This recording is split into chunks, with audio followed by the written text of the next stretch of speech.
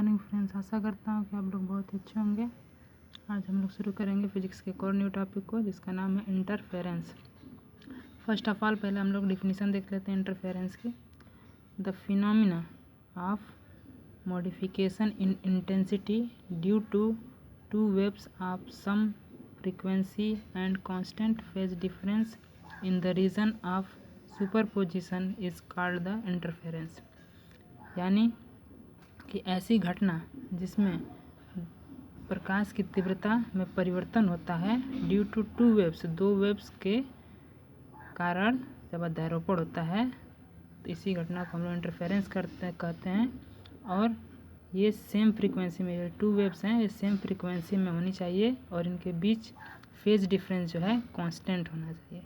ठीक है, तभी जाकर इंटरफेरेंस की घटना होगी। आइए देखते हैं कुछ condition for stationary interference pattern के लिए।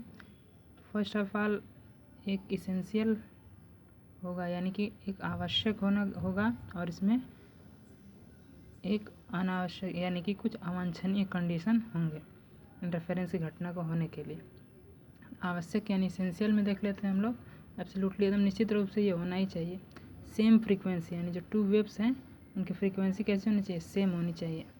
Same coherence degree of coherence R बराबर 0, यानी जो कोहेरेंस की डिग्री है वो 0 के बराबर होना चाहिए। नॉन ऑर्थोगोनल पोलराइजेशन, और वो नॉन ऑर्थोगोनल पोलराइज भी होनी चाहिए।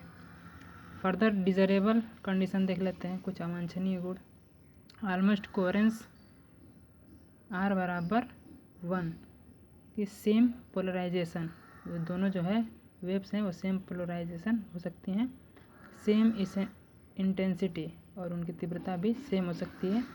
एंगल देख लेते हैं, angle between the direction of propagation of two superposing beam, यानी जब उनका अध्यारोपण होगा तो शुड बी स्मॉलर देन 1, और उनका जो है 1 से छोटा होगा। बीटा बराबर lambda upon 2D upon capital D बराबर लैम्डा अपॉन x।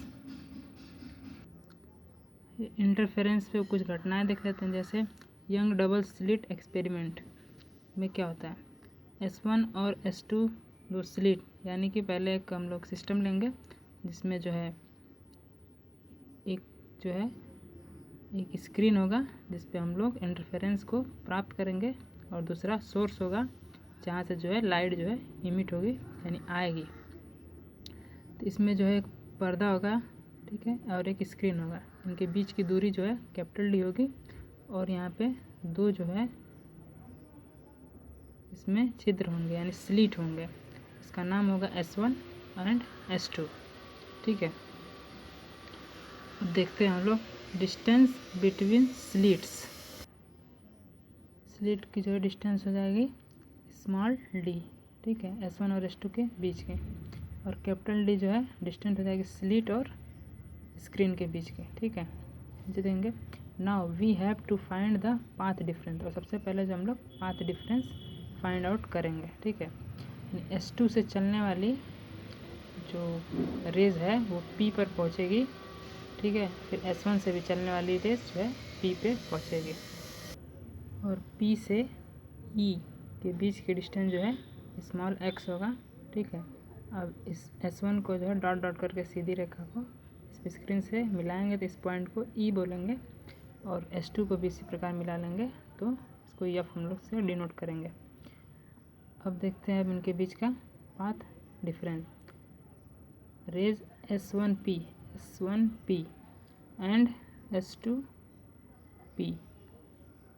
PE बराबर क्या होगा, देखिए अब इस P से E तक के बीच की डिस्टेंस क्या हो जाएगी, जब पूरा इतना x है और इन दोनों की E और O के बीच की दूरी D/2 है, तो ये पूरा आपका PE बराबर हो जाएगा x minus D/2।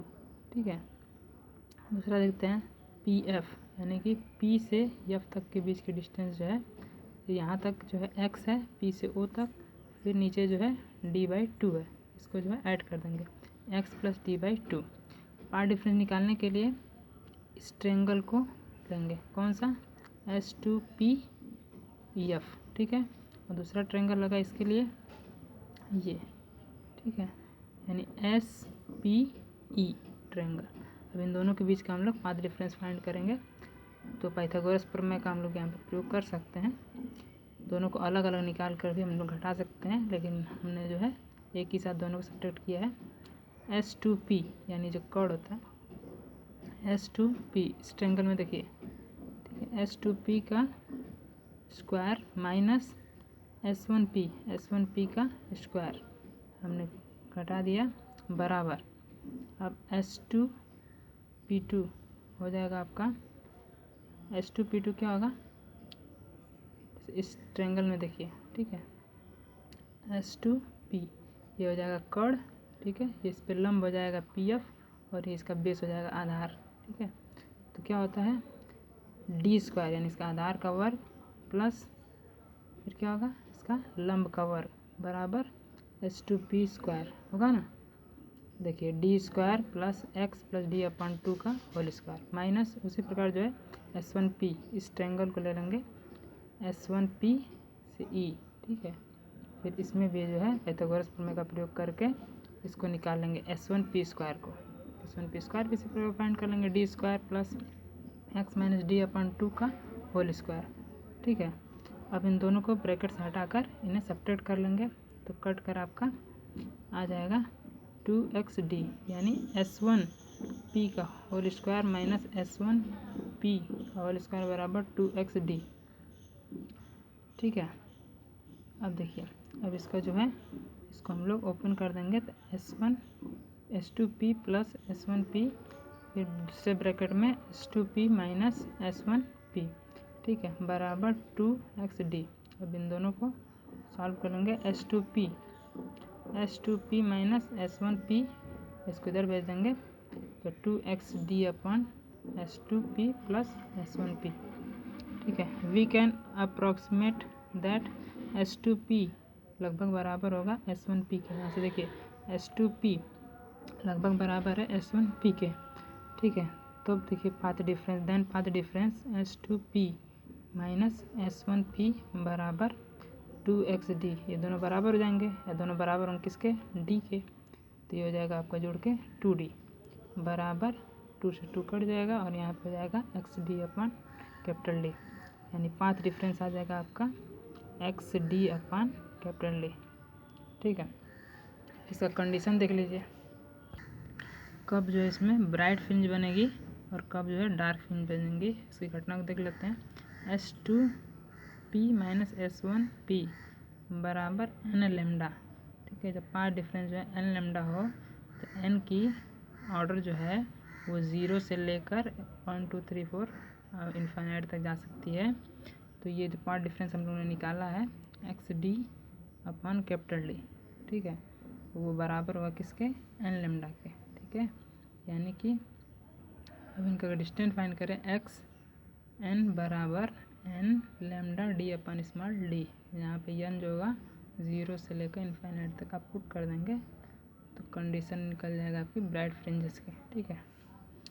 Condition for dark fringes की बात करें तो पाथ डिफरेंस हम लोग को पता ही है x small d upon capital D, लेकिन इसके लिए होता है एक शर्त 2n प्लस 1 लेमडा बाई 2 के बराबर होता है डार्क फ्रिंजों के लिए। और यहाँ पे जो है n के वैल्यू जो है 0 से इन्फाइनाइट तक पुट कर सकते हैं। तो xn को हम लोग क्या लिख सकते हैं, xn बराबर 2n plus lambda capital D upon 2D। Fringe की विड्थ यानी उसकी चौड़ाई अगर ज्ञात करना हो तो बीटा बराबर होगा nth order of the ring, nth order ले लेंगे रिंग की n, यहाँ से n lambda D upon D, और इसी की अगर ब्राइट की हम बात करें n+1 के लिए हो जाएगा आपका n+1 lambda capital D upon small d, ठीक है। तो द फ्रिंज विड्थ यानी फ्रिंज की जो चौड़ाई होगी बीटा बराबर जो ये होगा इसमें से n+1 से माइनस कर देंगे xn, तो आ जाएगी आपकी fringe width lambda capital D upon small d। The distance between two constructive bright और any two constructive dark fringe is called fringe width, यानी किसको कहते हैं, यानी कि दो जो कंस्ट्रक्टिव ब्राइट और या तो फिर दो कंस्ट्रक्टिव डार्क होंगे, उनके बीच की दूरी को क्या कहते हैं, फ्रिंज विड्थ कहते हैं। जैसे फ्रिंज विड्थ जो इसकी डिपेंड कर रहा है किस पे, कैपिटल डी यानी स्क्रीन और स्लिट के बीच की दूरी को बढ़ाएंगे तो फ्रिंज विड्थ जो है बढ़ जाएगी।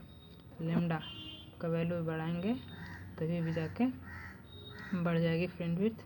और दोनों स्लिटों S1 और S2 के बीच की दूरी को अगर आप बढ़ाएंगे तो फ्रिंज विड्थ जो है घट जाएगी। ये इन्वर्सली प्रोपोर्शनल है, बाकी ये डायरेक्टली प्रोपोर्शनल है। थैंक्स।